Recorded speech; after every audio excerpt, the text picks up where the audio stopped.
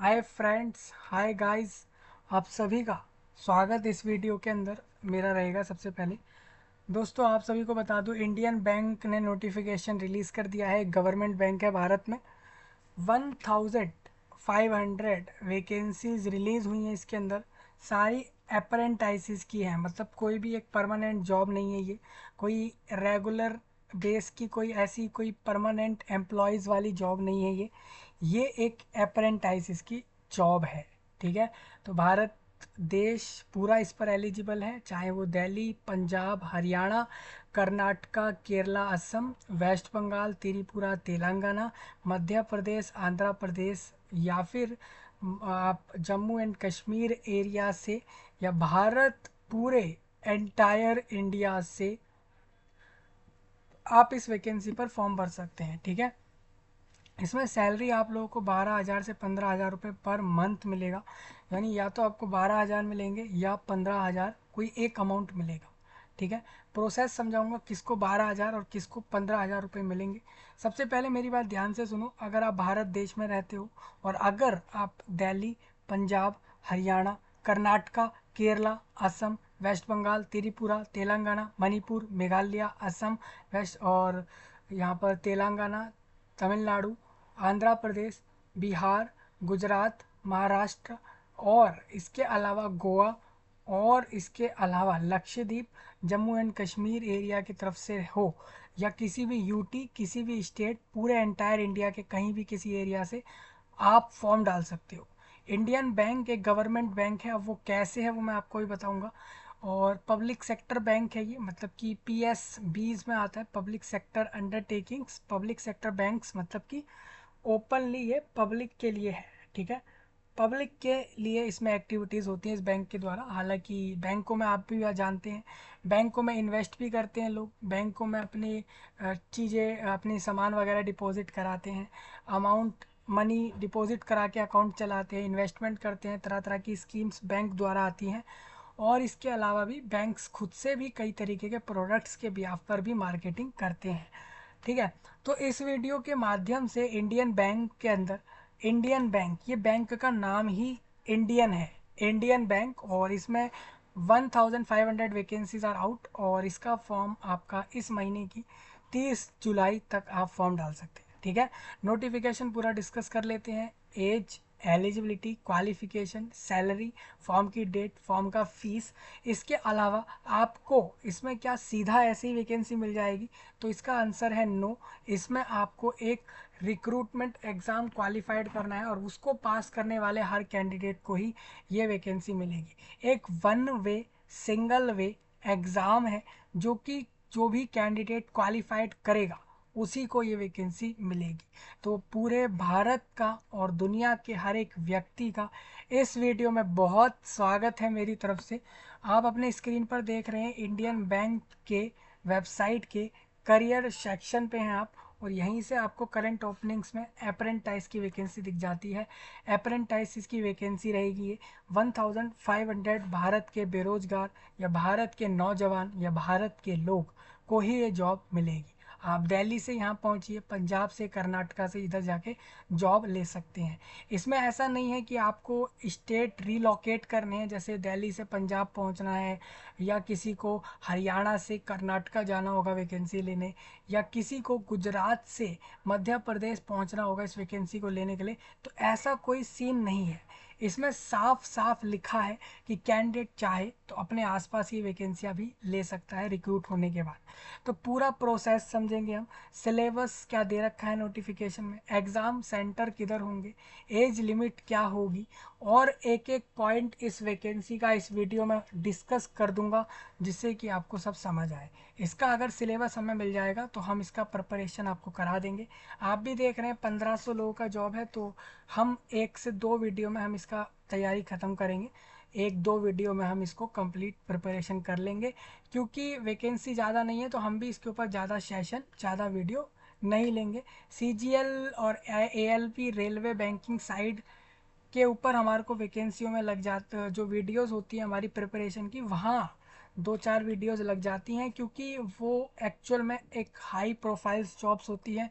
और banking sector में जैसे PO हो गई, SO हो गई, MT जैसे पोस्ट होते हैं। इसके अलावा रेलवे के अंदर ALP LP वाले जो पोस्ट होते हैं, और सेम UPSC के साइड में IPS IAS भारत देश के लिए, वो वाले के लिए हमें प्रिपरेशन करानी ज़रूरी हो जाती है, और सेशन लगने ज़्यादा हो जाते हैं क्योंकि उनका सिलेबस वास्ट होता है और वैकेंसीज अमाउंट भी एक बड़े होते हैं।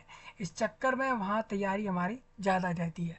ठीक है, आप सब्सक्राइब करिए, लाइक करिए वीडियो को, चैनल से सब्सक्राइब करके कनेक्ट रहिए, शेयर करिए पूरी इस जानकारी को। कमेंट में नए टॉपिक जो भी लोग अभी नहीं डाल रहे हैं ना, समझ लो आप कितनी बड़ी गलती कर रहे हैं। आप पछता सकते हैं अपनी इस गलती पर बाद में। जो भी व्यक्ति सब्सक्राइब नहीं कर रहा है ना, चाहे इंडिया से ही नहीं बल्कि चाइना और रशिया वाले भी, ईरान, इराक, इटली और इसके अलावा बांग्लादेश, ऑस्ट्रेलिया, अफ़गानिस्तान के लोग भी अगर इस वीडियो को लाइक नहीं कर रहे हैं ना, सब्सक्राइब नहीं कर रहे हैं, तो कहीं ना कहीं आप गलती कर रहे हो। आप सब्सक्राइब करो।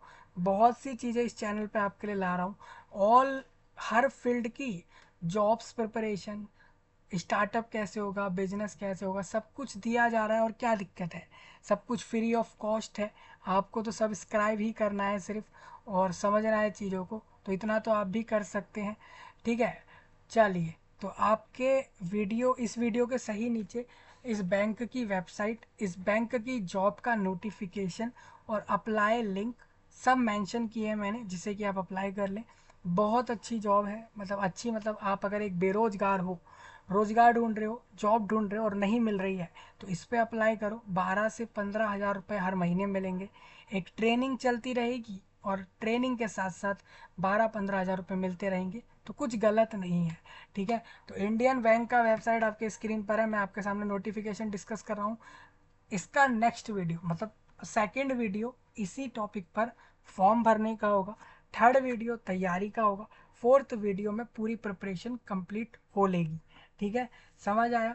2-3 वीडियो में हम इस दो मैक्स टू मैक्स 2 वीडियोस में हम इसको कंक्लूड कर डालेंगे। ठीक है, नेक्स्ट आप देखते हैं इंडियन बैंक इज़ गवर्नमेंट और प्राइवेट, ये भी क्लियर करूँगा। ठीक है, हम नोटिफिकेशन की तरफ हम बाद में चलेंगे। सबसे पहले इसकी जो वेबसाइट है इंडियन बैंक, इसमें आप जैसे ही आओगे तो करियर सेक्शन में आ जाना। जैसे वेबसाइट पे आते ही करियर सेक्शन खोल लेना। करियर सेक्शन के अंदर आपको करंट ओपनिंग्स में एंगेजमेंट ऑफ अप्रेंटिसेस फॉर 24-25 रहेगा। उसमें न्यू रजिस्ट्रेशन का लिंक है और डिटेल्ड नोटिफिकेशन का है। रजिस्ट्रेशन तो आपको दे रखा है लिंक, हम बाद में जाएंगे उसकी तरफ। पहले नोटिफिकेशन का है आपके लिए।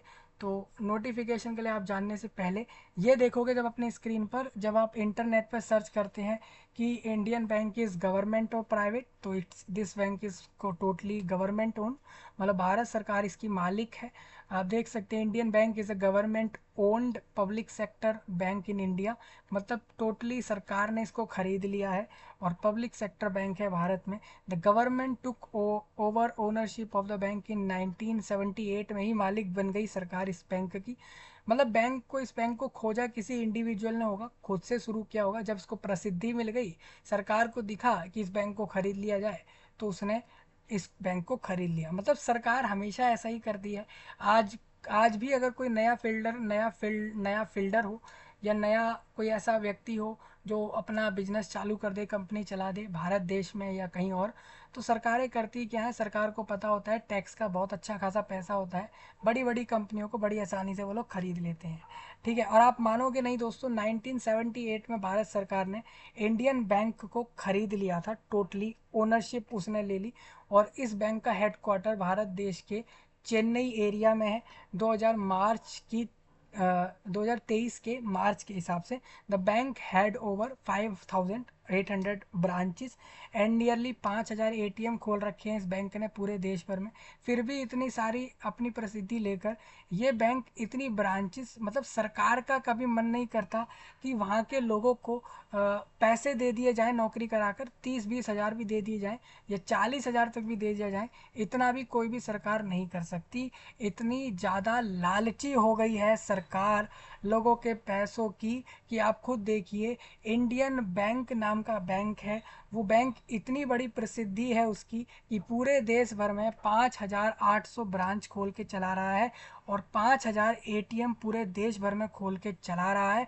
सारा का सारा सरकार के अंडर आ रहा है और 10 करोड़ कस्टमर होते हुए भी अप्रेंटाइज रिक्रूट करके 12 से 15,000 तक की सैलरी ही सिर्फ उनको दे रहा है। 12 से 15,000 सैलरी का मतलब होता है 30 दिन के अंदर अगर किसी को 15,000 रुपये मिले, इसका मतलब यह है कि पर डे लगभग वो 500 रुपये के रुपये तक अर्न कर रहा है। और कोई व्यक्ति अगर कोई जॉब करके 500 रुपये अर्न कर रहा है तो इसका मतलब साफ साफ ये है कि सरकार उसको डेली बेसिस के रोजगार में डालना चाह रही है। सरकार चाह रही है कि ये व्यक्ति सिर्फ उतना ही कमाए और उतना ही खर्चा निकालें जितना ये कमाएं, कुछ ना सेव करें ना ही कुछ अपने पास अर्जित कर पाएं।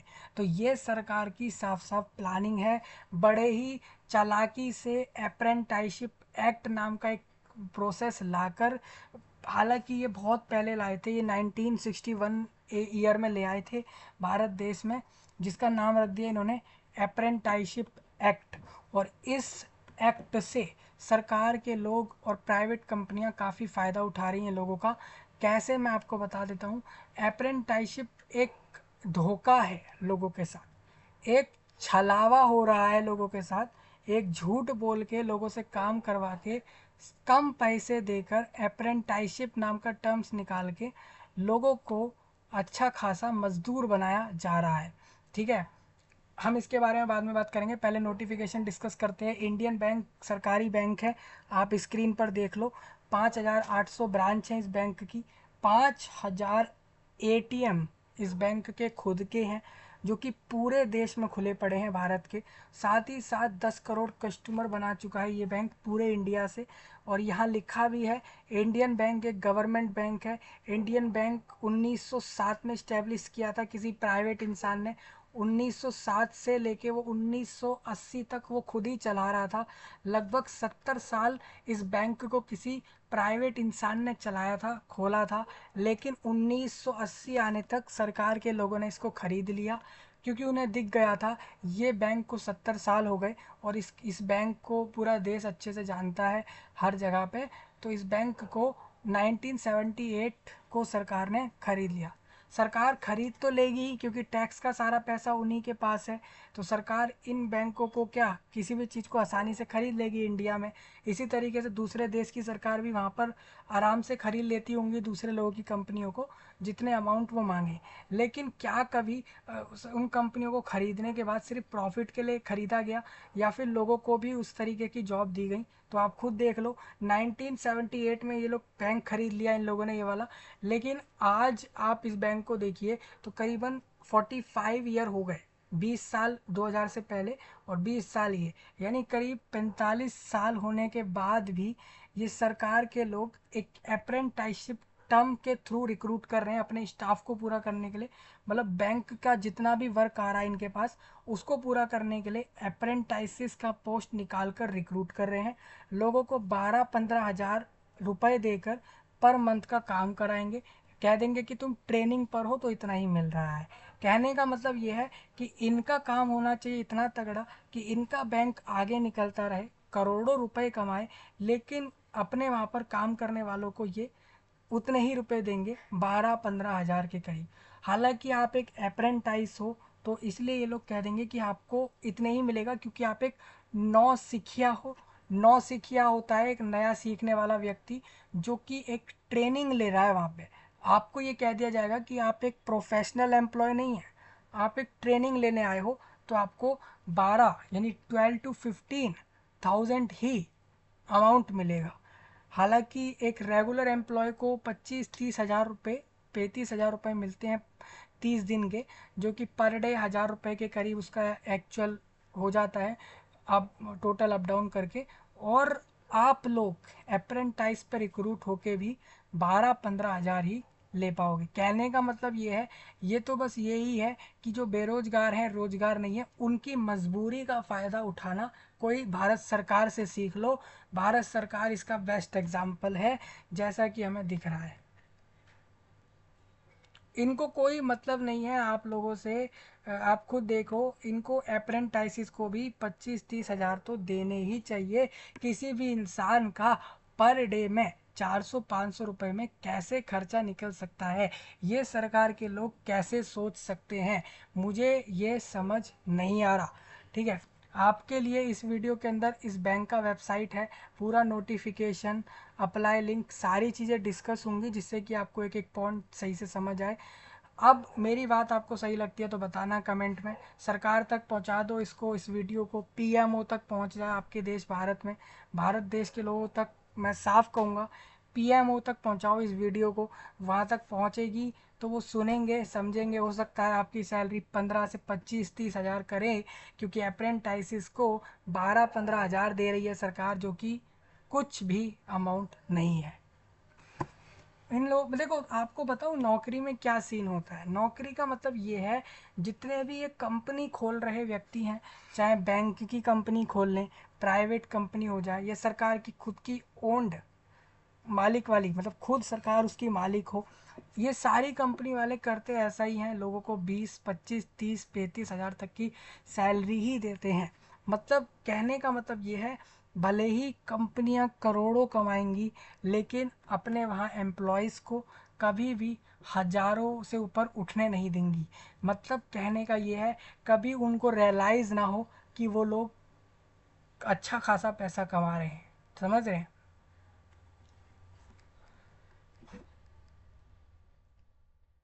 तो इस वीडियो में नोटिफिकेशन डिस्कस होगा। इंडियन बैंक एक गवर्नमेंट बैंक है, क्योंकि ये मेरे को बताना था, क्योंकि लोग अप्लाई करने से पहले जानना चाहते हैं। तो आप देख लो कि ये बैंक टोटली गवर्नमेंट ओन्ड है, यानी सरकार इसकी मालिक है। ठीक है, आप करियर वाले ऑप्शन में आएंगे तो यहाँ पर अप्लाई करने का लिंक है, नीचे नोटिफिकेशन है। ये बैंक सरकारी है, ये आपको समझ आया। ठीक है, आगे बढ़ता हूँ। ये 40 पेज का नोटिफिकेशन है। अप्रेंटाइसिस क्या होता है मैं आपको बता देता हूँ। आप 10वीं 12वीं पास होते हैं, डिग्री डिप्लोमा वाले होते हैं, मास्टर बैचलर पीएचडी वाले होते हैं। तो सरकार ने ना 1960 वाले साल में ही तभी एक नया एक्ट बना लिया था। उस एक्ट में सरकार ने तय कर लिया था कि लोग, जितने भी नए लोग होंगे ना, चाहे वो 10वीं पास कर लें, 12वीं डिग्री वगैरह डिप्लोमा ले लें, है ना, हम ना एक आईटीआई टर्म फंसाएंगे यहाँ पे। आईटीआई मतलब इंडस्ट्रियल ट्रेनिंग इंस्टीट्यूट। इसके थ्रू हम लोगों को कहेंगे 6 महीने 12 महीने की ट्रेनिंग करो, 18 महीने की ट्रेनिंग करो, और उस ट्रेनिंग का एक सर्टिफिकेट लो, कागज़ पे लिखा होगा आपने ये सब सीख लिया, 12 महीने 18 महीने अपनी लाइफ के लगा के ये सब सीख लिया, और उस ट्रेनिंग सर्टिफिकेट से आप जॉब ले पाओगे। ठीक है, ये सेट किया। लेकिन लोग ये भी मान गए, लोग 10वीं करने लग गए, 12वीं करने लग गए, diploma degree PhD master bachelor करने लग गए। उसके बाद उनको बोला गया कि आप एक अप्रेंटाइसिस करो, आईटीआई ट्रेड सर्टिफिकेट्स, उसके बाद उस सर्टिफिकेट से आपको जॉब मिलेंगी, तो लोग वो भी करने लग गए। अब आईटीआई ट्रेड्स करने के बाद या फिर क्वालिफिकेशंस लेने के बाद लोगों को सैलरी कितनी दी जाती है? 7 हज़ार, 9 हज़ार, 10, 12, 15 हज़ार। कह दिया जाता है कि आप तो एक नए व्यक्ति हो, आप तो अभी सीख रहे हो, तो आपको कैसे कोई 25-30 हज़ार दे दे, ये कह के उनको वहीं के वहीं डिनाई मारा जाता है। तो कहने का मतलब ये है, इस एक्ट को तो हटा देना चाहिए, क्योंकि ये एक्ट बहुत ख़राब है मेरे हिसाब से, क्योंकि इस एक्ट से लोगों का पैसा रोकने की साफ साफ कोशिश है। जो लोग अच्छा खासा क्वालिफिकेशन लेके अच्छे खासे पैसे कमा सकते हैं इंडिया के अंदर, तरह तरह की जॉब लेकर, उनको अप्रेंटाइसिस एक्ट नाम से फंसाकर, ट्रेनिंग का नाम देकर, उनसे ट्रेनिंग में टाइम बर्बाद करवाकर 12-18 महीने करीब करीब लोगों का टाइम लेंगे, और उस ट्रेनिंग के अंदर अंदर ये कह देंगे कि लोगों को सिखा रहे हैं, और सैलरी भी कम रखेंगे। इससे अब लोग सोचते हैं चलो ठीक है, हमें तो सीखने को भी मिलेगा, और सीखने के साथ साथ 10-12 हज़ार रुपये भी मिलते रहेंगे, लोग इसमें खुश हो जाते हैं। लेकिन मुझे लगता है पूरे एंटायर इंडिया को इस चीज़ का विरोध करना चाहिए, क्योंकि अप्रेंटाइसिस एक्ट टोटली लोगों के खिलाफ है। ठीक है, हाँ, क्योंकि इसमें क्या है ना, लोगों को काम पे भी रख लो और कम पैसे दे दो, मतलब लोगों से पूरा काम भी करवा लो महीने महीने पे, है ना, लोगों को लगेगा कि वो तो सीखने आ रहे हैं, वो तो ट्रेनिंग कर रहे हैं, बल्कि ट्रेनिंग के चलते अपना काम करवा लो, कंपनी का हो बैंक का हो, और उस काम को करवा के उनको मिनिमम रुपए दे दो, कह दो कि हम आपको 10-12 हज़ार ही देंगे क्योंकि आप एक अप्रेंटाइज एक्ट में आते हो, तो इतने ही रुपए मिलेंगे।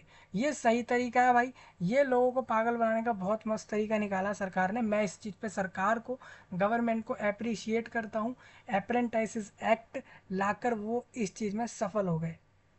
ये 1961 में लाए थे। अब ऐसे हम नहीं कह सकते कि आज की गवर्नमेंट ने किया है ये, ठीक है, हम ऐसा नहीं कह सकते। ये पहले की गवर्नमेंट ने ही कर दिया था, 1961 में ये एक्ट बन गया था। तो हम नहीं कह सकते, हम अभी करंट गवर्नमेंट को लोग उल्टा नहीं बोल सकते, कह नहीं सकते कि इन लोगों ने किया है, या इनसे पीछे वाली गवर्नमेंट को नहीं कह सकते।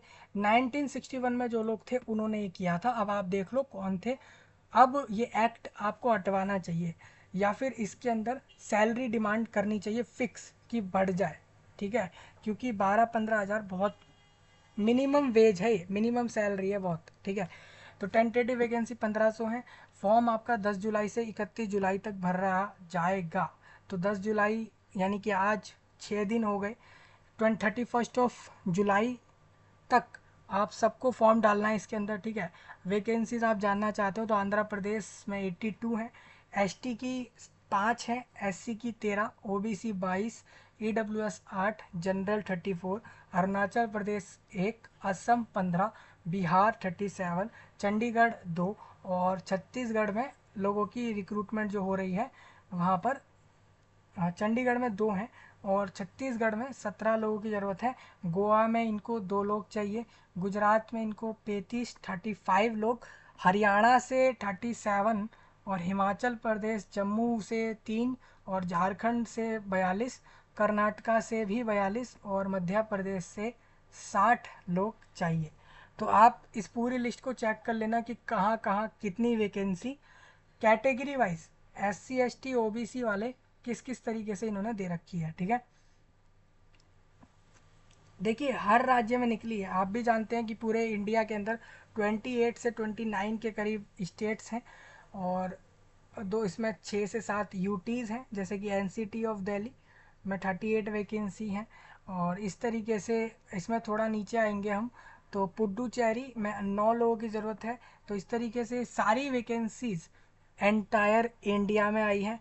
तो 1500 लोगों को इसमें जॉब मिलेगी, ठीक है। अब काफ़ी ऐसे लोग हैं जो ये कहते हैं कि हमें डिस्ट्रिक्ट्स की वैकेंसीज बता दो। मतलब कि अ, उत्तर प्रदेश के किस ज़िले में वैकेंसी है, वेस्ट बंगाल और तेलंगाना और राजस्थान के किस ज़िले में वैकेंसी आई है। वहीं वहीं कोई कहेगा कि हरियाणा और झारखंड और कर्नाटका और मध्य प्रदेश के किस ज़िले में कितनी कितनी वैकेंसी आ रखी हैं, वो हमें क्लियर करो। तो इसके लिए एनेक्सर 4 नाम का आगे एक पूरा टेबल है, उससे मैं आपको क्लियर कर दूंगा। Candidate can apply only for one state and not more than one application should be submitted by self. मतलब सपोज अगर आप में से कोई व्यक्ति उत्तर प्रदेश में लेना चाहता है वैकेंसी, तो उत्तर प्रदेश का ही फॉर्म डाले, उसके साथ तमिलनाडु और पंजाब के फॉर्म ना डाले, क्योंकि उत्तर प्रदेश में फॉर्म डालने वाले को वहीं का वैकेंसी मिलेगा, उसको वेस्ट बंगाल या राजस्थान, दिल्ली या फिर कर्नाटका में फॉर्म डालने का परमिशन ही नहीं है। कहने का मतलब ये है कि 1500 वैकेंसीज हैं, बट आप एक चीज़ याद रखो कि हर कैंडिडेट को सिर्फ एक ही स्टेट की पोस्ट पर अप्लाई करना है। सपोज़ आप अगर एक से ज़्यादा पोस्ट पर फॉर्म भरोगे, एक से ज़्यादा स्टेट पर, तो आपका फॉर्म कैंसिल होगा। इसमें क्या लिखा है अगर आप एक से ज़्यादा फॉर्म भर भी देते हैं गलती से, तो इसमें हम क्या करेंगे, हम will be written and the application fee paid for the other application will be stand forfeited. Forfeited मतलब ये होता है कि ये फीस या तो वापस आ जाएगी, या वो लोग रख लेंगे, वो कह देंगे कि ये आपकी गलती है। तो मैं आपको फॉरफिटेड का मतलब एक बार आपको क्लियर कर देता हूँ।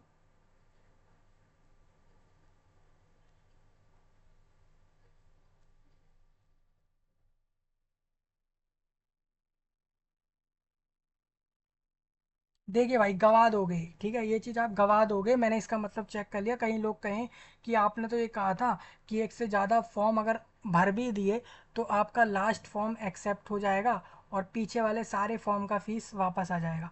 तो पहले तो ये गलती करना मत। अगर कर भी रहे हो, अगर गलती से भी 4 बार 4 फॉर्म बाहर भर दे रहे हो अलग अलग एरियाओं से, तो याद रखना जो फॉर्म लास्ट जमा करोगे वो आपका इंडियन बैंक बैंक एक्सेप्ट करेगा। पीछे के 3 फॉर्म कैंसिल कर देगा, वो लास्ट फॉर्म एक्सेप्ट कर लेगा। 4 फॉर्म भरोगे तो एक कैंडिडेट 4 फॉर्म भर रहा है तो लास्ट फॉर्म एक्सेप्ट होगा। Previous 3 forms will have to be cancelled, वो कैंसिल ही होंगे। और पीछे के तीनों फॉर्म का जो फीस कैंडिडेट ने भर दिया है वो उसको वापस नहीं मिलेगा। कोई लोग सोचते हैं हम तो ज़्यादा 4 4 फॉर्म डाल देते हैं, हम जहाँ वैकेंसी मिलेगी ले लेंगे, है ना, और अगर एक की मिली तो बाकी वाले फॉर्म की फ़ीस वापस आएगी, तो वो ये लोग नहीं देंगे। मतलब आखिरी ही फॉर्म एक्सेप्ट होगा और पीछे वाले फॉर्म भी कैंसिल होंगे, फॉर्म का फ़ीस भी वापस नहीं होगा। तो एक ही स्टेट की वैकेंसी पर फॉर्म डालो और एक ही फॉर्म डालो। अब कुछ लोग कहेंगे कि हम अगर पंजाब में रहते हैं या हम अगर वेस्ट बंगाल रहते हैं तो क्या हम मेघालय की वैकेंसी के लिए फॉर्म डाल सकते हैं? तो उसका भी मैं पॉइंट क्लियर करूँगा। तो इन्होंने कहा है कि आप पूरे भारत देश में कहीं भी रहते हो, आप किसी भी राज्य की वैकेंसी पे फॉर्म डाल सकते हो, लेकिन एक ही स्टेट की वैकेंसी पर फॉर्म डलेगा, बाकी स्टेट्स की वैकेंसी पर फॉर्म नहीं डलेगा। मतलब पूरे इंडिया से सिर्फ एक राज्य को चूज़ कर लो और वहीं के लिए फॉर्म भरो। ठीक है, भले ही वो आपका नेटिव स्टेट हो, मतलब वहीं रहते हो, या अन्य स्टेट हो। ठीक है।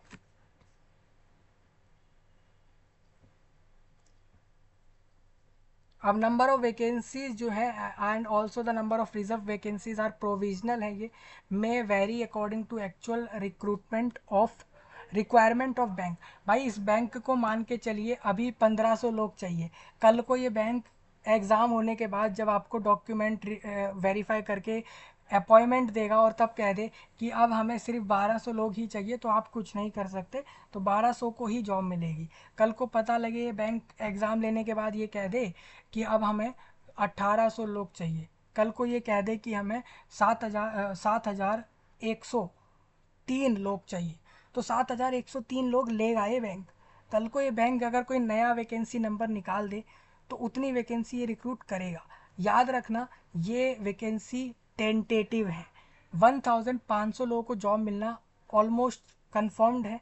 हो सकता है ये वैकेंसी इंक्रीज डिक्रीज हो जाए। ठीक है। अब इस वैकेंसी के पेपर में चार्ट के अंदर टेबल में SC ST OBC EWS लिखा है, तो आप चेक कर लेना कि कितनी SC मतलब scheduled cast, scheduled tribe, OBC other backward classes, economically weaker section, general और डिसेबल्ड, ये कैटेगरीज आप ही लोगों की होती हैं। इस तरीके से आप चेक कर लेना इसका फुल फॉर्म। ठीक है। अब एलिजिबिलिटी क्राइटेरिया में लिखा है कि भारत का नागरिक, मतलब सिटीज़न, मतलब भारत का ही नागरिक हो, भारत भारत में रहता हो, ये ज़रूरी नहीं है, रहने के साथ साथ उसने भारत का आधार कार्ड, ID वगैरह बनवा लिया हो, सिटीज़न तभी प्रूफ होगा। ठीक है, आधार कार्ड वगैरह है तो मतलब आप भारत के सिटीज़न हैं। दूसरा इसमें लिखा है कि यहाँ पर ये कह रहे हैं कि आप अगर भारत से नहीं हो और नेपाल देश के या भूटान से हो तो भी फॉर्म डाल सकते हो, लेकिन इन्होंने कंडीशन रखी है कि या तो नेपाल, भूटान या फिर तिब्बत वाले एरियाओं से अगर आप भारत में आ गए हो 1962 साल के 1 जनवरी से पहले, तो आप फॉर्म डालो। साथ साथ लिखा है अगर आप वो इंसान हो जो कि Pakistan, Burma, Sri Lanka, east African वाले देशों से, केन्या, युगांडा, इन सारे देशों से अगर आप लोगों को भगाया है, कहा है कि आप तो इंडिया के हो, यहाँ से भागो, और आपको भगाने के बाद अगर आप इंडिया में सेटल होने आए हो तो भी ये आपको रिक्रूट कर लेंगे। लेकिन याद रखिएगा आप भारत के ही होने चाहिए और इन देश में गए होंगे और आपको वहाँ से मिग्रेट किया होगा, हु हैज़ मिग्रेटेड फ्रॉम, इन सारे जगहों से अगर आप मिग्रेट हुए हैं तो फॉर्म डाल सकते हैं। ठीक है, ये सारे पॉइंट मैं आपको अभी बताता हूँ, आप थोड़ा सा इसको रीड करिए, सारे क्लियर करूँगा।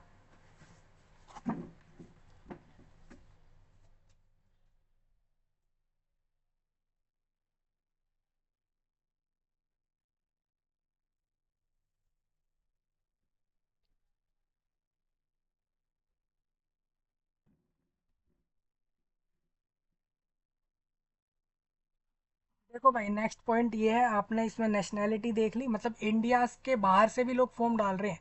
नेपाल, भूटान, तिब्बत वाले एरियाओं के लोग भी फॉर्म डाल सकते हैं, अगर वो 1962 की 1 जनवरी से पहले भारत में सेटल्ड हुए हैं तब। रही बात पाकिस्तान, बर्मा और श्रीलंका और ईस्ट अफ्रीकन देश वाले, जैसे कि केन्या हो गया, युगांडा, ये सारे ये भी फॉर्म डाल सकते हैं। मतलब आप इंडिया के हो और इन देश से भगाया हो, मिग्रेट किया हो, तो ही फॉर्म डालोगे, ठीक है। एज आपकी जो 1 जुलाई 2024 के दिन, अगर आप 20 से ऊपर और 28 से कम हो, फॉर्म भर सकते हो। आपकी उम्र 20 से प्लस हो गई हो, 28 से नीचे हो, फॉर्म भर दो, ठीक है।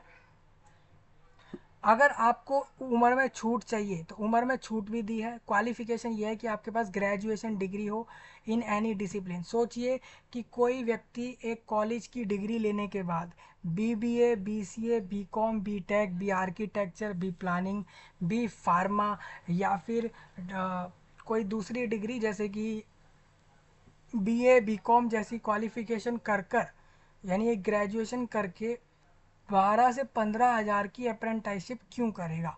सोचने वाली बात है। और सरकार को ये चीज़ दिख नहीं रही है कि डिग्री होल्डर्स को 12-15 हज़ार की जॉब दी जा रही है। अपने ही सरकारी बैंकों में 12-15 हज़ार की जॉब निकाल रहे हैं ये लोग, वो भी ग्रेजुएट्स के लिए, सोचिए।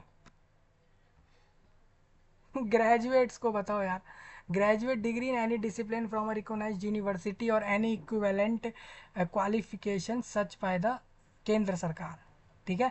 तो जो भी लोग 2020 की, ठीक है, 2020 की मार्च के बाद ग्रेजुएशन पास करे हैं, उन्हीं को फॉर्म भरना है। मतलब मान के चलता हूँ मैं यहाँ पर, कोई व्यक्ति 26 साल का है और उसने अपनी ग्रेजुएशन 2019 में पूरी करी थी, तो क्या वो फॉर्म भर सकता है? नहीं।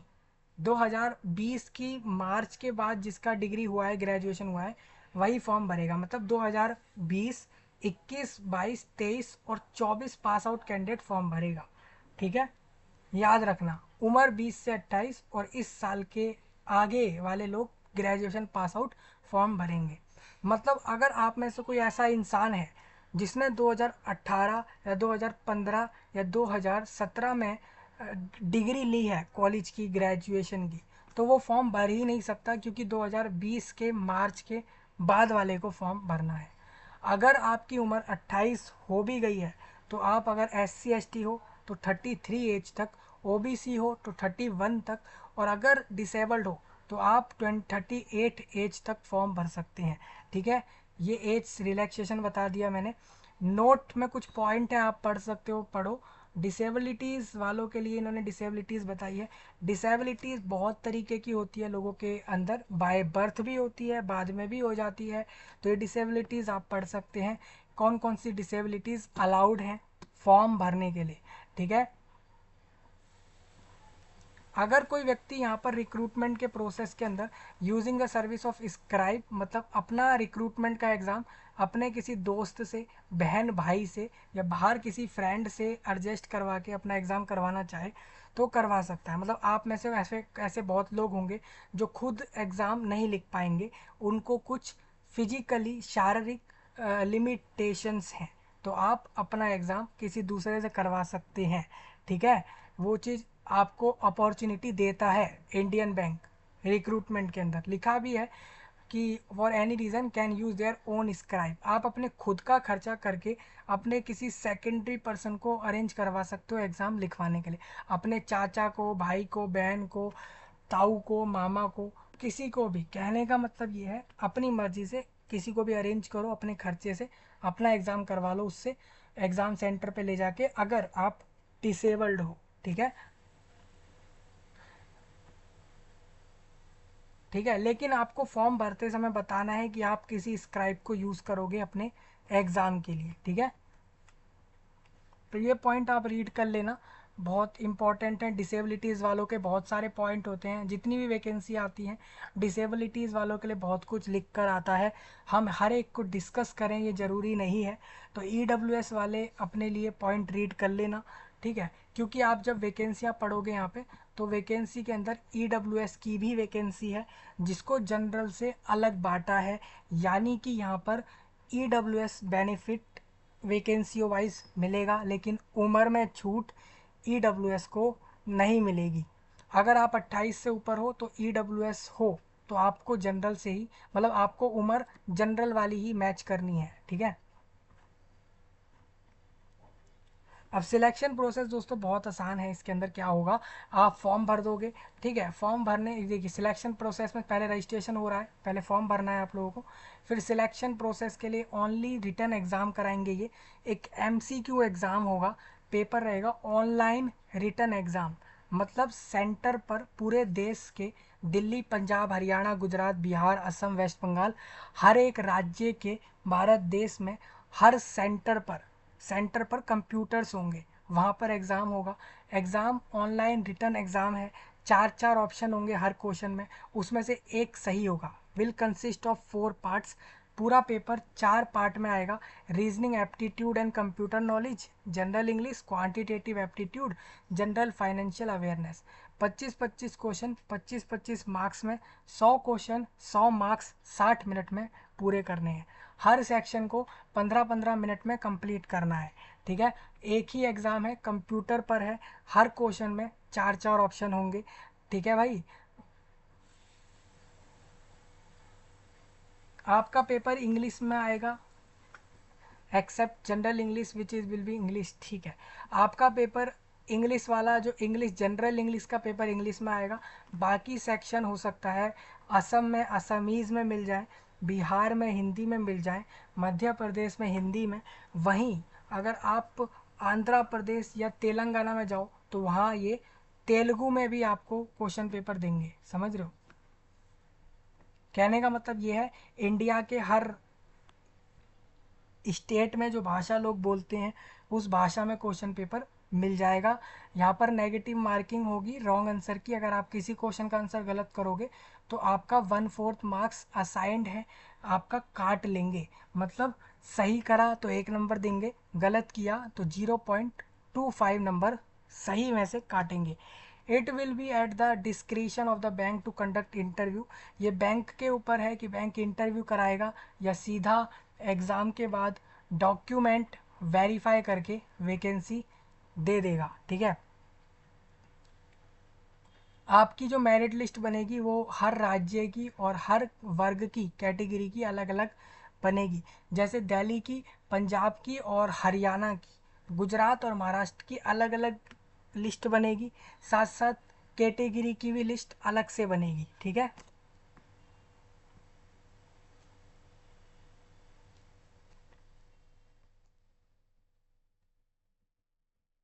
हाँ, लेकिन ये जो लिस्ट बनाएंगे ये आपके एग्ज़ाम के नंबर से बनेगी। जो भी ज़्यादा नंबर लाएगा इस एग्ज़ाम में वो अपनी लिस्ट में ऊपर होगा, ठीक है।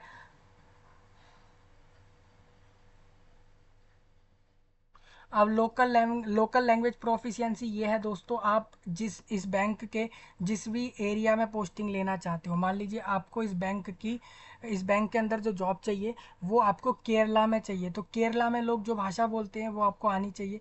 जैसे आपको पता है, अगर मैं बात करूँ, तमिलनाडु में तमिल भाषा बोलते हैं लोग, ठीक है। तमिलनाडु एक स्टेट है इंडिया का, वहाँ पे तमिल भाषा बोलते हैं। सेम इसी तरीके से अगर मैं उड़ीसा का एग्जांपल लूँ या फिर मैं गुजरात का एग्जांपल लूँ, तो भारत देश के गुजरात राज्य में गुजराती सब बोलते हैं। तो लोकल लैंग्वेज प्रोफिशिएंसी हो जाता है कि आप इस एग्ज़ाम को पास करने के अलावा आपको गुजरात में पोस्टिंग के लिए गुजराती लैंग्वेज आनी चाहिए। Candidate applying for training seats for a particular state should be proficient. वो गुजराती पढ़ना, लिखना, बोलना और समझना, ये चारों चीज़ें वो जानता होगा तो ही उसको गुजरात में वैकेंसी मिलेगी, ठीक है।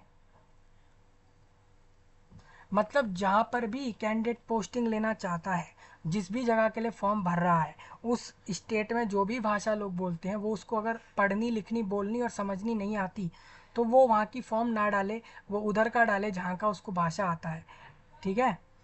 एक कोई सी भी कॉलेज का डिग्री हो, BCA, BBA, BCom, BTech, B architecture, कोई सा भी कॉलेज का डिग्री हो, भारत देश का नागरिक हो, ठीक है, उम्र उसकी 20 से 28 के बीच की हो, साथ ही साथ उसके पास लोकल लैंग्वेज उसको आती हो, ये एग्ज़ाम पास करे, लोकल लैंग्वेज उसको उस स्टेट की आती होगी तो वो ये वैकेंसी ले पाएगा। Test Test for knowledge of specified opted local language will be conducted as part of the selection process. It will be conducted after qualifying the written exam. Candidate who fail to qualify this test will not be engaged for, ठीक है,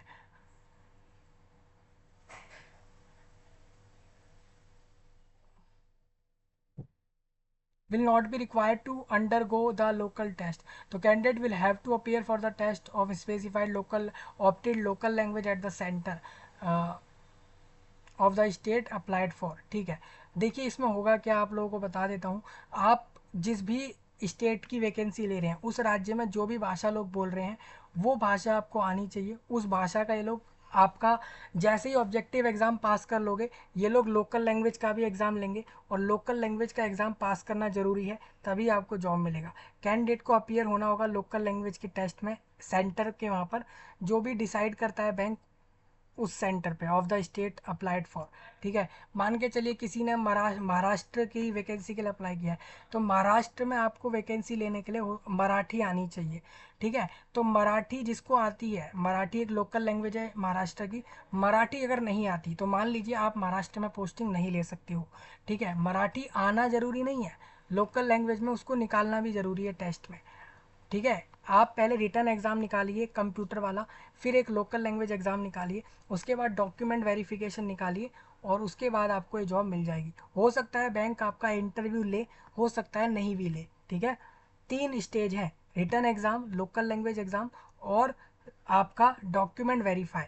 कोई interview होगा ही नहीं इसमें, और कराएगा bank तो करवा लेगा, ठीक है। Reservation SC ST OBC Bharat सरकार वाला चलेगा, ठीक है। पीरियड ऑफ ट्रेनिंग 12 महीने का जॉब है। आप जैसे ही जॉब शुरू होगा आपका, तब से लेके 12 महीने तक काम है। सैलरी स्टाइपेंड मिलता है अप्रेंटाइज को, सैलरी नहीं होता, वो स्टाइपेंड होता है, मतलब आप सीख रहे हो फिर भी हम आपको पैसा भी दे रहे हैं। तो स्टाइपेंड मैं आपको बता दूं, अगर आप पोस्ट हो जाते हो मेट्रो एरियाज़ में, किसी राज्य के ऐसे एरिया में जो कि मेट्रो एरिया है, मेट्रो एरिया या फिर शहरी इलाका या फिर ग्रामीण क्षेत्र या फिर आधा शहरी आधा ग्रामीण इलाका, तो उसके अंदर 12,000 रुपये आपको मिलते हैं। ये कैसे पता लगता है दोस्तों कि हमारी पोस्टिंग मेट्रो एरिया में हुई है या रूरल एरिया में, ये भी समझा देता हूँ। इसीलिए मैं कहता हूँ जब भी कोई वीडियो में लाता हूँ पूरा प्रॉपर तरीके से बताता हूँ, कल को कोई क्लेम ना मार दे कि आप तो जल्दबाजी में सारी चीज़ें बताते हैं। तो metro and urban branch means in बैंकों के अंदर अर्बन और मेट्रो ब्रांच का मतलब क्या है। देखो RBI है ना, reserve bank of India, Bharat देश में उसने तय कर दिया है, उसने ये तय किया है जिस भी एरिया के वहाँ पर 10,000 से कम लोग रहते हैं वो एरिया टोटली ग्रामीण माना जाए, गांव का इलाका माना जाए। जो जिस एरिया में लोग लगभग 10,000 से ज़्यादा रहते हों और 1 लाख से कम रहते हों, उसको आधा शहरी इलाका माने, मतलब वो पूरा शहर नहीं है, वो आधा शहर है, वो इलाका उसको माने जो कि 1 लाख से कम पॉपुलेशन वाला है। और जिस इलाके में, जिस एरिया में लोग 1 लाख से ज़्यादा और 10 लाख से कम रहते हैं, वो एरिया पूरा का पूरा शहरी कहलाएगा, शहर वाला। और जिस एरिया में 10 लाख से ज़्यादा लोग रहते हैं वो एरिया मेट्रो एरिया कहलाएगा, ठीक है। वही मैं आपको बता रहा था, तो इस चक्कर में आप समझ गए होंगे। अगर आप ऐसे इलाके में पोस्ट हो जाते हो जहाँ पे 1 लाख से 10 लाख के बीच की जनसंख्या रह रही है, तो आप मान लो कि वो एरिया जो है टोटली शहरी इलाका है। अगर आपकी पोस्टिंग वहाँ हो रही है जो कि 10 लाख से ज़्यादा वहाँ पे लोग रहते हैं, तो वो एरिया मेट्रोपॉलिटन एरिया होगा या मेट्रो एरिया होगा, ठीक है। तो मेट्रो एरिया, अर्बन एरिया में आपको 15,000 सैलरी मिलेगी, गांव वाले इलाकों में 12,000 रुपये आपको देंगे, 3,000 का फ़र्क होगा, ठीक है। तो फॉर्म में अप्लाई करते समय सोच समझ के अप्लाई करना कि आपको पोस्ट कहाँ चाहिए, ठीक है। अब आवर्स ऑफ ट्रेनिंग और ओवर टाइम एंड हॉलीडेज़ मैं आपको बता देता हूँ। जो भी यहाँ रिक्रूट होगा उसको छुट्टियाँ वगैरह मिलेंगी, और वो ऑब्ज़र्व करेगा बैंक कितनी छुट्टियाँ मिल रही हैं। और जो भी यहाँ पर रिक्रूट होगा उसकी ट्रेनिंग चलेगी, ट्रेनिंग उसको करनी होगी, उसको एक ही कैजुअल लीव मिलेगी। 1 मंथ की अप्रेंटाइसिप पर हर महीने एक ही कैजुअल, मतलब साधारण छुट्टी एक ले सकता है वो। Apprentice can avail only 4 casual leave at a time, एक समय पर 4 कैजुअल लीव वो ले सकता है। और leave accumulated if any will be automatically get exhausted on termination completion of contract, ठीक है। अगर आपने छुट्टियाँ ज़्यादा ली तो आप बाहर हो जाएंगे, तो ये सब चीज़ें रहेंगी, ठीक है। कंडक्ट एंड डिसिप्लिन आप पढ़ लेना, फिजिकल और मेडिकल आप फिट हों, आप मतलब शारीरिक तरीके से भी और मानसिक तरीके से भी कोई बीमारी वगैरह ना हो, बिल्कुल फिट हो, ठीक है। कॉन्ट्रैक्ट विद अप्रेंटाइज रहेगा, आपसे ये लोग कॉन्ट्रैक्ट साइन कर लेंगे, आप पेपर निकालो। देखो बहुत कितना लंबा तामझाम करा रहे हैं लोगों से, 15-12 हज़ार 15 हज़ार रुपये के लिए ये लोग करवा क्या क्या रहे हैं, वो भी ट्रेनिंग के लिए। ये लोग कह रहे हैं आप एग्ज़ाम निकालो, आप लोकल लैंग्वेज टेस्ट निकालो, इंटरव्यू निकालो, अगर कराया तो डॉक्यूमेंट वेरिफिकेशन निकालो, फिर उसके बाद रिक्रूट होने के बाद छुट्टियां भी ज़्यादा मत लो, छुट्टियां ज़्यादा ले ली आप बाहर हो जाओगे, ठीक है। और आप मेडिकली फिजिकली फिट हो, ये सब है। एक कॉन्ट्रैक्ट भी आपसे साइन कर लेंगे ट्रेनिंग शुरू होने से पहले ही कि आपको ट्रेनिंग पूरा करना है, ठीक है। आपको किन किन कारणों से बाहर कर सकते हैं वो लिखा हुआ है यहाँ पे, ठीक है। फॉर्म का फ़ीस कितना ले रहे हैं, तो फॉर्म का फ़ीस थोड़ा थोड़ा ज़्यादा ले रहे हैं लोग, 500 रुपये ले रहे हैं, ठीक है। सरकार जनरली ऐसे किसी का भला करने नहीं बैठी है, वो अपना कमाने के लिए ही करती है, ये वैकेंसियाँ निकालती है। आप खुद देख लो, ये 500 रुपये इसके अंदर आपसे ले रहे हैं, ठीक है।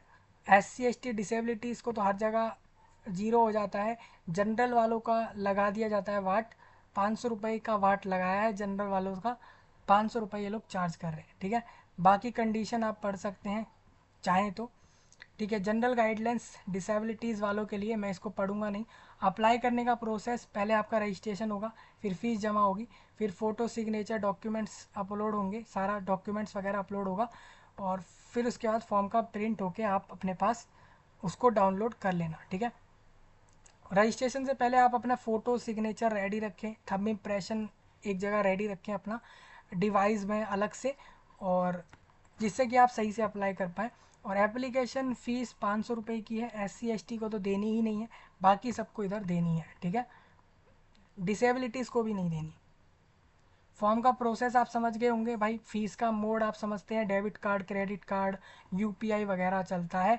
अब इसमें आ जाता है आपका एग्ज़ाम कहाँ कहाँ होगा, तो जितने भी सेंटर होंगे पूरे देश में, उसके लिए मैंने इसके अंदर लिस्ट नीचे दे रखी है, इसी नोटिफिकेशन के अंदर है, वही लिस्ट आपको दिखाऊंगा कहाँ कहाँ आपका सेंटर होगा, ठीक है। जनरल इंस्ट्रक्शन है भाई लोग, ये आप पढ़ लेना। जनरल इंस्ट्रक्शन मुझे लगता नहीं है इसको डिस्कस करूं। बायोमेट्रिक और आइरिस स्कैन टेस्ट होता है।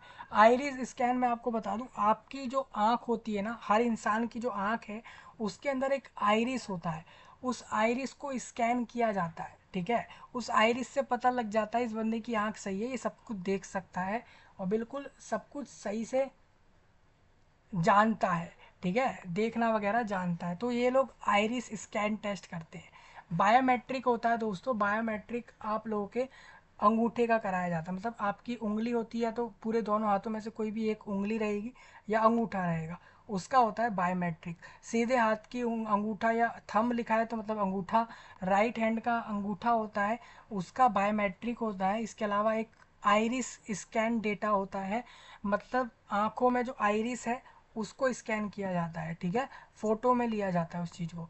तो ये सब कराया जाता है सेंटर पे, जिससे कि वो कंफर्म कर लें कि जिसने फॉर्म भरा है वही सेंटर पे पहुंचा है पेपर लिखने के लिए, ठीक है भाई। हाँ, अभी काफ़ी ऐसे लोग हैं ये सोचते हैं फॉर्मेलिटी होता है। फॉर्मेलिटी क्या है भाई, वो एक्चुअल में वेरीफाई कर रहे हैं कि आप ही वहाँ एग्ज़ाम देने गए हो। कल को पता लगे कोई और एग्ज़ाम लिखाए और आपको बाद में पता लगे कि आप गए नहीं और आपका ही रिजल्ट कैसे आ गया, तो आप उंगली ना उठाएं, ठीक है। तो बायोमेट्रिक्स ये सब इसलिए भी होता है, और इसलिए भी होता है कि एक्चुअल व्यक्ति को ही वैकेंसी मिले जिसने फॉर्म डाला है, ऑब्वियस सी बात है, ठीक है। बायोमेट्रिक्स आइरिस टेक्नोलॉजी की चीज़ें हैं जिसको यूज़ करके ये सब कर लेते हैं सेंटर्स पे। दो चीज मशीन वगैरह होती हैं। कई कई एग्ज़ाम्स आपने दिए होंगे कॉलेज स्कूल्स के, तो वहाँ से पता लग जाता है। आइडेंटिटी वेरिफिकेशन, आपकी एक्चुअल आइडेंटिटी वेरीफाई होती है एग्ज़ाम सेंटर पे भी, और एग्ज़ाम पास करने के बाद भी डॉक्यूमेंट भी वेरीफाई होते हैं। देखिए कोई भी गलत प्रोसेस मत करना, सेंटर पे किसी से बदतमीजी, इन्विजिलेटर से बदतमीजी, या सेंटर को टाइम से पहले छोड़ना, गलत गलत चीज़ें करना सेंटर पे, चीटिंग करना, गैजेट्स ले जाना, ये सब बिल्कुल मत करना। वो लोग आपको आने वाली बहुत सी रिक्रूटमेंट से बाहर कर सकते हैं। ठीक है, समझ आया गया सबको। अब एग्ज़ाम सेंटर आप लोगों का अंडमान निकोबार के अंदर पोर्ट ब्लेयर में पहुंचना है, असम के गुवाहाटी, डिब्रूगढ़, जोरहाट, तेजपुर में, सिलचर में, बिहार में इन जगहों पे पहुंच जाना सेंटर में।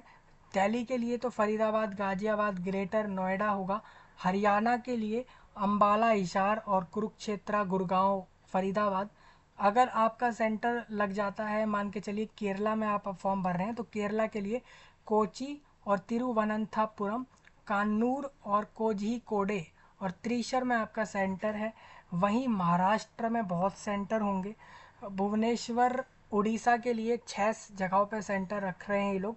अब इसका मतलब ये होता है, अगर इनकी लिस्ट में उत्तराखंड के 3 जगह है, देहरादून, रुड़की और हल्द्वानी नाम है इसका, हल्द्वानी लिखा है इन्होंने, हल्द्वानी है ये, हल्द्वानी, रुड़की और देहरादून, इन तीनों में हो सकता है ये लोग 7, 8, 12 सेंटर रख लें। जितने लोग वहाँ पे फॉर्म डालेंगे उतने सेंटर ज़्यादा होंगे। तो इस तरीके से सेंटर्स की लिस्ट आपको क्लियर हो गई होगी।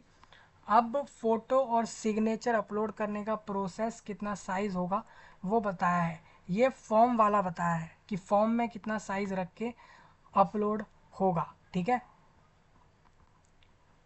नोट में 4 पॉइंट है भाई लोगों, मैं बिल्कुल कहता हूँ नोट वाले पॉइंट आप ज़रूर पढ़ा करें। ये आपके कास्ट सर्टिफिकेट वगैरह आना शुरू हो गए, ये डिसेबिलिटीज़ का सर्टिफिकेट है आपके सामने। अब मैं आपको बताता हूँ कि किस राज्य के किस ज़िले में वैकेंसियाँ आई हुई हैं। ठीक है, किस किस ज़िले में वैकेंसी आई हैं ये आप समझ लो। मतलब ये मत सोचिए कि आपका पूरे राज्य में जॉब दे डाली है। आंध्र प्रदेश के अलूरी और सीथारामास राजू में, ये एक ज़िला है वहाँ पे, अनाकापल्ली में वैकेंसी आई है, चित्तूर में आई है, इलूरू में आई है, गुंटूर, काकीनाडा, कुर्नूल और नंदयाल और एनटीआर इनमें वैकेंसी आई है, वाईएसआर में आई है। ठीक है, इसी तरीके से दोस्तों अरुणाचल प्रदेश के पापुम पारे में एक वैकेंसी आई है, सिर्फ एक। असम में तो 30 लोग चाहिए, बारपेटा और विश्वनाथ और बोनगाई गांव। ठीक है, दुबरी और गाओलपारा और हाइलाकांडी में इस तरीके से है। बिहार के जमुई, गया, गोपालगंज इस तरीके से वैकेंसियाँ दी गई हैं। इसमें आपको दिखेगा पूर्णिया, रोहतास, पटना वगैरह, नवादा में वैकेंसी हैं। लगभग 75 लोग बिहार में इनको चाहिए। ठीक है, अब इन्होंने जिलों के हिसाब से नहीं बताया कहाँ कहाँ पे वैकेंसी है। आप भी जानते हैं बिहार में टोटल 38 डिस्ट्रिक्ट्स हैं, लेकिन ये पूरे 38 नहीं है, इसमें हो सकता है 2-1 ज़िले ऐसे हों जहाँ इसमें वैकेंसी नहीं है। सेम छत्तीसगढ़ में आप चेक करो, गोवा में आप चेक करें, गुजरात के ज़िलों में आप वैकेंसी देख लो। तो ये इन्होंने ज़िलों वार, ज़िलों के तरीके से भी क्लियर किया है कहाँ कितना वैकेंसी इन्होंने दिया है। ठीक है, दिल्ली में तो बता दूं, Central Delhi, East New Delhi, North East Delhi और North West Delhi, Shahdara South Delhi और साउथ ईस्ट दिल्ली और वेस्ट दिल्ली में 40 वैकेंसी इन्होंने यहाँ पर दी है। ठीक है, उड़ीसा में आप चेक कर लेना, पुडुचेरी, पंजाब वगैरह में चेक कर लेना। वही नंबर इन्होंने दे दिया है दोबारा उठा के, सेम राज्यों में इन्होंने ज़िलों के नाम डाल दिए, लेकिन एक्चुअल में किस ज़िले में कितने लोग चाहिए वो इन्होंने यहाँ पे भी नहीं बताया। तो इस तरीके से आप देखिए इनका पूरे नोटिफिकेशन का 20 पेज तो सिर्फ वैकेंसी से भरा हुआ है कि कहाँ कितना वैकेंसी है। आप खुद देखिए, यहाँ से शुरू हो रहा है 25वें पेज से पूरा वैकेंसीज बताया हुआ है। बाकी आपको मैंने बता दिया, सिलेबस इसके अंदर नहीं आया है, इन्होंने टॉपिक दे दिया है कौन कौन सा टॉपिक आएगा एग्ज़ाम में। अगर मैं आपको दोबारा दिखाऊँ तो एक बार फिर से लोगों को दिखा देते हैं एग्ज़ाम में क्या क्या आ रहा है। तो एग्ज़ाम में आप ये 4 टॉपिक रेडी कर लेना, मुझे पता है आप इंग्लिश रेडी कर लोगे, ये पहला वाला पॉइंट भी रेडी कर लोगे। नीचे के 2 इन सब के लिए आप ग्रेजुएशन लेवल का इनको रेफरेंस बुक से रेडी कर लेना। ठीक है, मुझे उम्मीद है आप इतना रेडी कर लोगे, आपका पेपर निकल जाएगा। पेपर निकल गया, डॉक्यूमेंट वेरीफाई आप निकाल लोगे। इसमें लोकल लैंग्वेज का टेस्ट अच्छे से निकालना और तीनों स्टेज के बाद आपको वैकेंसी मिल जाएगी। ठीक है, नेगेटिव मार्किंग है इस पेपर में। अब मेट्रो और अर्बन ब्रांच का मतलब आपको समझ आ गया होगा। नेक्स्ट सैलरी समझ आ गई होगी। यहाँ से आप अप्लाई करोगे, इस पर आप क्लिक करोगे। याद रखिए 31 जुलाई में फॉर्म बंद होगा। आज 16 जुलाई है, यानी आपको आज 13 दिन पहले बता रहा हूँ सारा कुछ। आप इस पर क्लिक करोगे, आप यहाँ आ जाओगे। सैलरी मैंने आपको बताई थी वही लिखी हुई है, आप देख लीजिए, ठीक है। अब इसके बाद हम चलते हैं डायरेक्ट इधर। हम आपके लिए यहाँ से अपना पूरा first name confirm, middle name, इस तरीके से फॉर्म भर लेना। किसी का कोई पॉइंट हो बताए, सब्सक्राइब करे, लाइक करे, शेयर करे। मिलूँगा जल्द ही, तब तक के लिए पूरे दिल से सबका धन्यवाद।